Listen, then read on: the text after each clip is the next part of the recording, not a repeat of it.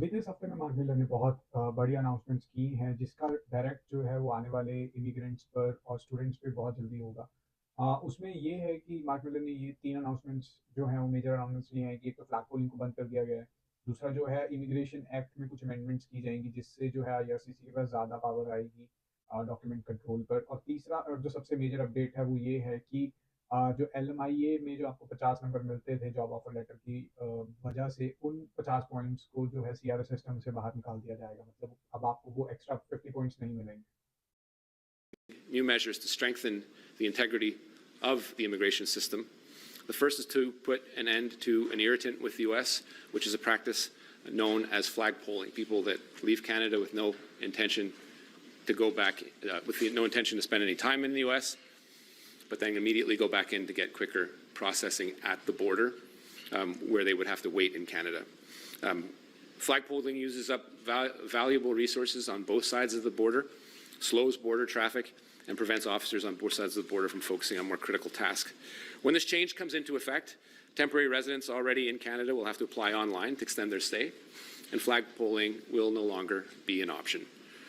We're proposing to give Canada more control over its immigration documents as well, so we respond to exceptional events in ways that protect Canada and our public resources.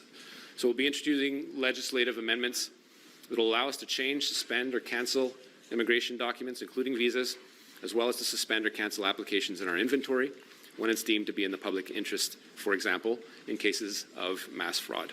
In addition, we'll be introducing measures to streamline the asylum system to deal quickly with illegitimate claims. This will align us, in a sense, with measures that the U.S. already has within its own jurisdiction. Finally, of interest to this, and people that follow this issue, we're implementing further measures that will reinforce program integrity and reduce potential LMIA fraud, such as removing additional points that candidates receive under express entry for having a job offer. This measure is expected to remove the incentive for candidates to purchase an LMIA, resulting in increased fairness and integrity in the express entry system and taking some of the value of the fraud already being perpetrated in the LMIA system. तो mark Miller ने एक बात ये भी कही है कि इन जो अभी तक पिछले 1 साल में उन्होंने जो भी स्टेप्स लिए हैं उसकी वजह से काफ़ी ज़्यादा चेंजेस देखने को मिले हैं और ज़्यादा कंट्रोल कर पा रहे हैं वो अपने बॉर्डर्स पे। जो अभी रिसेंटली हमने देखा था न्यूज़ में एक बहुत बड़ा इश्यू है अमेरिकन साइड से भी American president elect Donald Trump का ये एक बहुत बड़ा पॉइंट है कि कनाडा को अपने बॉर्डर सिक्योरिटी को स्ट्रॉन्ग करना पड़ेगा ताकि इलीगल इमिग्रेशन क्रॉसिंग्स जो हैं उस चीज़ को कंट्रोल किया जाए। तो एज़ पर जो रिपोर्ट्स हैं उसके हिसाब से पिछले मार्च 2023 से अभी तक जो है वो illegal crossings into Canada has dropped from 165 per day to 12 per day in सब इम्प्लीकेशंस की इम्प्लीमेंट होने के बाद जो भी अभी पिछले 1 साल में जो चेंजेस इन्होंने किए हैं। The imposition of partial visa requirement of Mexican nationals in February 2024 2024 में इन्होंने पार्शियल वीज़ा रिक्वायरमेंट लगा दी थी मैक्सिकन नेशनल्स के ऊपर जिसकी वजह से हुआ क्या है कि 92% ओवरऑल ड्रॉप आया है असाइलम क्लेम्स में from Mexican citizens compare to 2023। तो पिछले साल से और इस साल में 92% डिक्लाइन है असाइलम क्लेम करने वाले असाइलम असाइलम लेने वाले लोगों में मैक्सिकन सिटीजन्स में।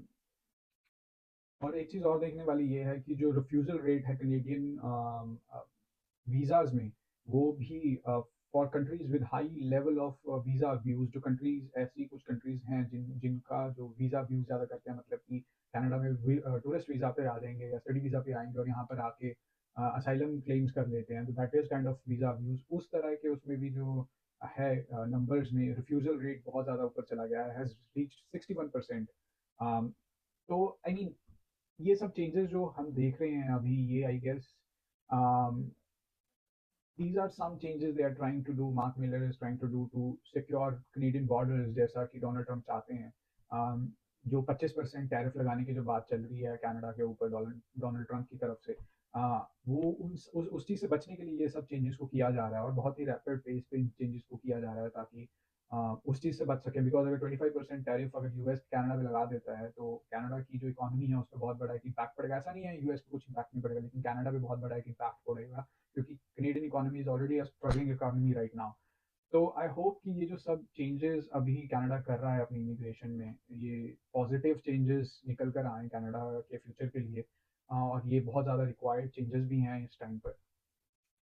That's it for this video मेरी तरफ से। अगर आपको कुछ सजेशन मुझे देना है या कुछ आपकी इंक्वायरी है या किसी तरह का आपका क्वेश्चन है, so you can comment down in the comment section below. And if you like this video, or if you find this video a little bit helpful, so please subscribe to the channel, like the video, and share the video with your friends, whoever need this help. And I will share my email in the description. अगर आपको किसी भी तरह का question है तो you can email me as well. And thank you so much for watching this video. I will see you in the next one. Thank you so much.